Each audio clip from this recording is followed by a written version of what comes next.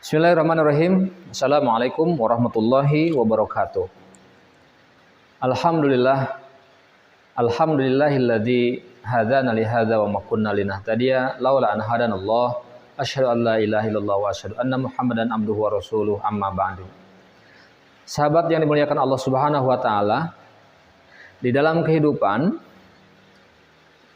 nilai penting dari seorang anak yang soleh atau anak yang solehah sangat kita dambakan. Terlebih apabila kita membaca satu ketentuan dalam hadis Rasulullah SAW yang menyatakan bahwa satu di antara 3 perkara yang tidak akan terputus pahalanya sekalipun kita telah meninggal dunia adalah keberadaan atau eksistensi dalam kehidupan, yakni waladun sholih yad'ulah, keberadaan anak yang soleh yang senantiasa mendoakan orang tuanya. Oleh karena itu, manusia manapun, di belahan dunia yang manapun, pasti akan berharap dalam kehidupan di dunia ini, berharap adanya sosok yang mengisi kehidupan dalam hidupnya, yakni sosok waladun sholih, atau anak yang soleh dan soleha. Namun sahabat yang dimuliakan Allah, apakah mungkin seorang anak yang soleh itu muncul dari ketidaksolehan? Atau sebaliknya, adakah sesuatu keinginan soleh itu dipengaruhi oleh faktor-faktor yang membuat segala unsur itu bisa menyebabkan seorang anak menjadi soleh dan soleha? Tentu inilah permasalahan yang harus kita temukan jawabannya. Terkadang kita juga menemukan adanya anak yang tidak soleh, sulit diatur, kemudian membangkang, membantah perintah orang tua. Jadi banyak ketidaktaatan kepada Allah, ketidaktaatan kepada aturan agama Allah, sampai-sampai juga mendurhakai orang tuanya. Itu adalah fenomena yang di dalam satu sisi tidak boleh kita pinggirkan. Artinya, keadaan dan kenyataan itu akan juga kita temukan, dan biasanya tentu orang tidak berharap adanya keadaan yang demikian. Karena baik manusia dalam keadaan seperti apapun, pasti berharap anaknya akan soleh atau soleha. Sahabat muslim yang dimuliakan Allah, kemudian ada pertanyaan, ketika misalnya anak kita tidak soleh atau anak kita tidak solehah, maka pertanyaan besarnya, siapakah yang bersalah? Patutkah keadaan kita persalahkan?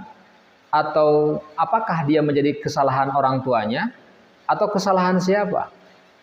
Maka untuk menjawab tentang pertanyaan ini, perlu kita telusuri faktor-faktor apa saja yang sesungguhnya bisa menjadikan anak itu menjadi anak yang soleh. Maka sejauh pandangan Al-Quran, sejauh pandangan dari saran-saran Nabi kita Muhammad SAW, anak soleh itu adalah suatu anugerah.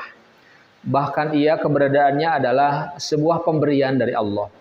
Atas apa pemberian itu diberikan? Atas kesyukuran kita yang banyak. Oleh karenanya kita seringkali berdoa, Robbi habli minas sholihin. Ya Allah, ya Rob kami, karuniakanlah kepada kami, berikanlah kepada kami, yakni duriyah atau waladun atau keturunan yang soleh. Oleh karena itu, berharap mendapatkan keturunan, mendapatkan anak yang soleh adalah sesuatu yang tidak cukup hanya dalam harapan saja. Ketika anak kita tidak soleh, bisa jadi faktor utamanya adalah karena orang tuanya memang tidak mengarahkan dia kepada kesolehan.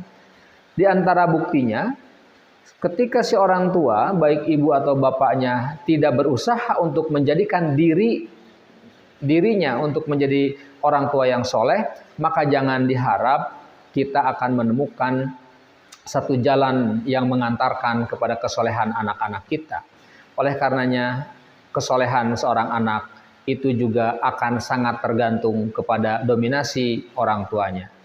Kita tahu dalam satu hadis dinyatakan bahwa setiap bayi, setiap anak dilahirkan dalam keadaan fitrah. Maka sangat tergantung kepada kedua orang tuanya lah. Hendak dinasranikan, hendak diyahudikan, hendak dimajusikan. Nah, ketika peran orang tua ini mengacu kepada ketidaksolehan, maka betapa kita mengetahui dari ketentuan hadis itu, peran orang tua dalam mewujudkan kesolehan seorang anak sangatlah besar. Oleh karenanya, ketika kita berharap ingin mendapatkan anak yang soleh dan soleha, atau ingin memiliki seorang anak yang soleh dan soleha, maka pertanyaan yang harus kita tanyakan itu tanyakan kepada diri kita terlebih dahulu, wahai para orang tua. Apakah kita ini sudah menjadi orang tua yang soleh atau soleha, atau belum? Atau bahkan mungkin setidaknya, apakah kita punya keinginan, yang keinginan itu diikuti juga dengan perbuatan, bahwa kita sedang punya niat, bahwa kita sedang berusaha, bahwa kita sedang berbuat menuju arah kesolehan itu.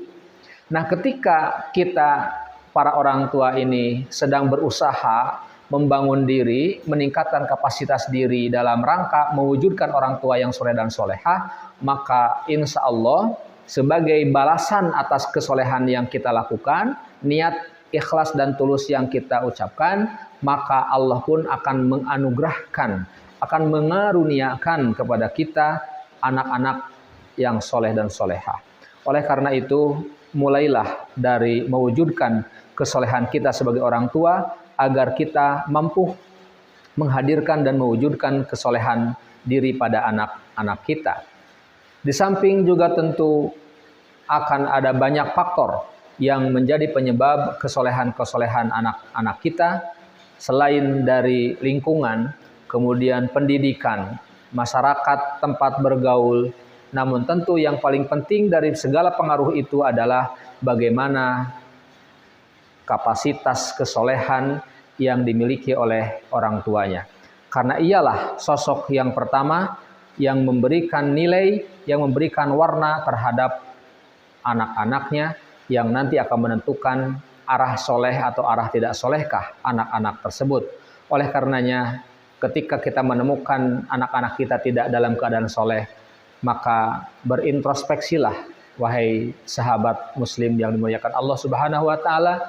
Bisa jadi penyebab ketidaksolehan anak-anak kita itu adalah karena kita tidak punya niat, tidak punya upaya, dan tidak berada pada jalur kesolehan.